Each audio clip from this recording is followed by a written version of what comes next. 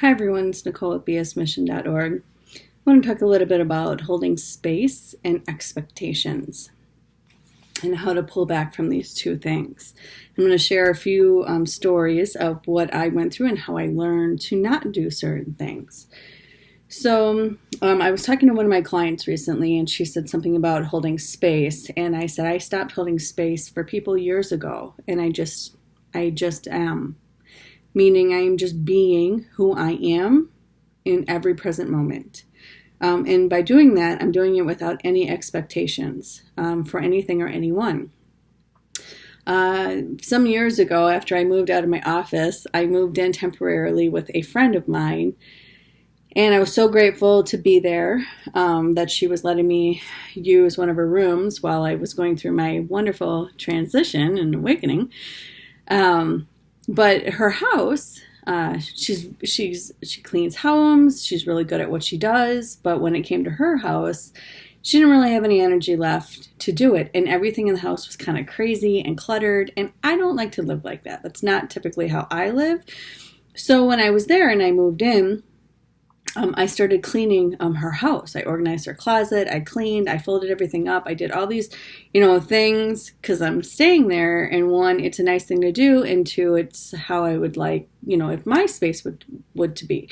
So, anyways, needless to say that shortly after I did all that, and she was super happy and grateful for it, she went back to how she always did things. Right? The room was messy again. All that stuff. And one thing that I learned. I won't even go into that yet. So then there was the next time. I also knew that I was there because there was a guy she was dating that she shouldn't have been with. It wasn't a right relationship for her. And me being there kind of was like this wedge, right? Cock blocking. The wedge to keep them not together, right? Because he wasn't coming around because I was there. And so one weekend, and he didn't need to come around, right? Like it was like kind of like I was a filler, the spirit is even saying. So one weekend I left, I went away for the weekend, and when I came back, she immediately was back with him in a relationship. So that's what I realized from those two things was, one, me cleaning the room for her and doing that for her, if she didn't know why her room was messy and it was going to be that way, it wasn't going to help with anything. Right? And it didn't. She went exactly right back to where she was because she didn't take the initiative to do it. Right? Though she was grateful, she didn't have any problem with it being that way. She wasn't ready to clean up her house in that way. Right? The guy that she was with, if the moment I left, it opened up, I was holding space. Right? So he couldn't come in. But if I moved myself from that space and you go right back to what you were doing, then you still weren't ready to do the healing and the work either, right? So that's why I say I just am. I don't do anything with an expectation that someone will be happy or not happy when I'm doing things. I'm just doing it either from the sheer love of it because I do enjoy those things, and I do. I find it really nice to like make things more beautiful. And I just do it because I enjoy doing it. Pretty much anything in my life, when I have an energy behind it that I like it, that's what I do with it. And when you hold on to an expectation, no matter what it is, that's why you want to get really sure about the motive that's going on behind what it is of what you're doing. Because if there is an expectation, chances are you are going to become disappointed. All right, so it's really important for you to start looking at your motives behind why you're doing what you're doing and how you're entangled in the mess. Because two things can come from that. One, resentment, and resentment will pull us here, right? I did all these things for you, and now what, right? And all those get kind of piled up if something goes wrong.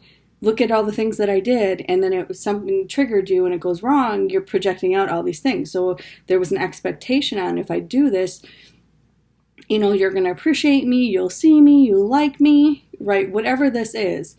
And when you just do it from your heart, it doesn't matter either way how things turn out, all right? Because you're doing it from your heart, and you would do it over and over again from your heart because there really was no expectation. In fact, when my mom had her second stroke, the day I landed in Paris, the day that we found out she had stage 4 cancer, okay, when this happened. And I sat in my heart like, it kind of had intentions to leave and not be there. But I sat in my heart and was like, well, what do I do? And so I decided to come back, right? Me coming back, it was like, okay, I'm going to help take care of my mom and, help her transition out of this life to where she needs to be, out of her home, in a way that would be a loving way to do, okay?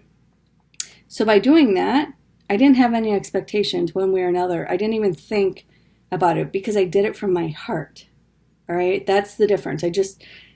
How things turn out, they turn out. Would I loved her to have stayed longer? Yep. But she didn't.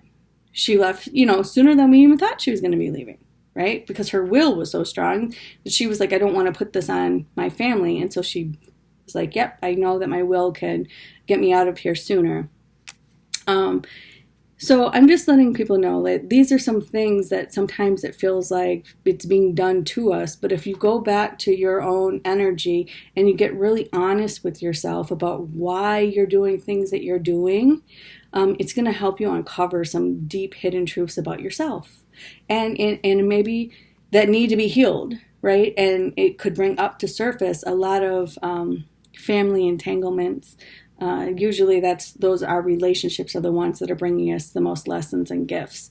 So just pay attention to those two big things. And make peace with it, right? Make peace with yourself and let everyone else off the hook on certain things. Because somewhere along the line, there was a choice that you made that opened up a pathway for whatever this was. And when you can do that, you're setting yourself free and everybody else free. All right? You can find me at bsmission.org. I am Nicole. Thank you.